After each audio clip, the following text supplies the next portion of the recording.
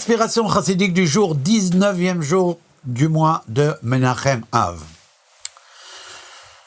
Par rapport à la mitzvah des téphilines, la pose des téphilines et la manière dont on écrit les parachiotes, les sections de la Torah qui sont sur les parchemins, qui sont à l'intérieur des boîtiers des téphilines, la halakha nous rapporte les deux opinions, qui sont d'ailleurs assez connues, par rapport à l'ordre exact de ces sections de la Torah, de ces parachiotes. L'opinion qui est la plus acceptée et reconnue est l'opinion de Rashi. Une autre opinion, qui a également ses lettres de noblesse, c'est l'opinion de Rabbeinu Tam. D'après la halakha, on est quitte de l'obligation de la mise des téphilines lorsqu'on met les téphilines de Rashi. Cependant, il est rapporté dans la halakha que celui qui veut être vigilant et qui veut être mahmir, qui veut faire attention à toutes les opinions, eh bien c'est une bonne chose qu'il mette également les téphilines tels que ceux-ci sont écrits dans l'ordre et préconisé par Rabbeinu Tam.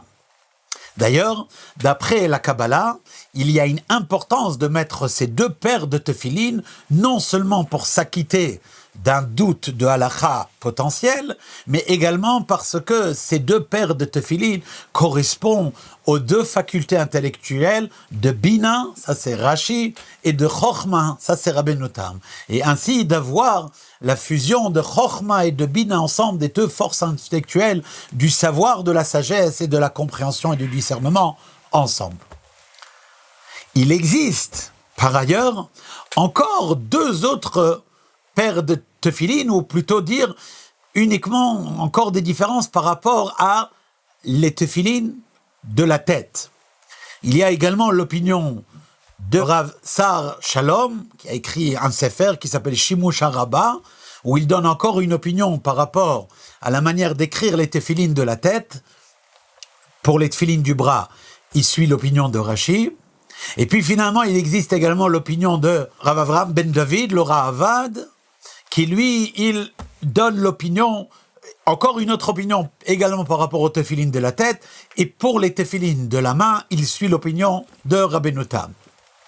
C'est ainsi que les Rebbeim, Rabbi de Chabad, et aussi certains grands chassidim, comme Rav Hillel Paritcher, ils avaient l'habitude, comme d'autres Mekoubalim, de mettre les 4 paires de téphilines.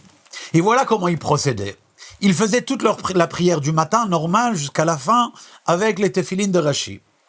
Ensuite, ils enlevaient uniquement la tête, le téphilin de la tête, pour mettre celle de Shimush HaRabbah, et ils relisaient les 3 sections du Shema, et le Teilim du jour, idéalement, en étudiant le Teilim également avec le commentaire de Rashi, etc.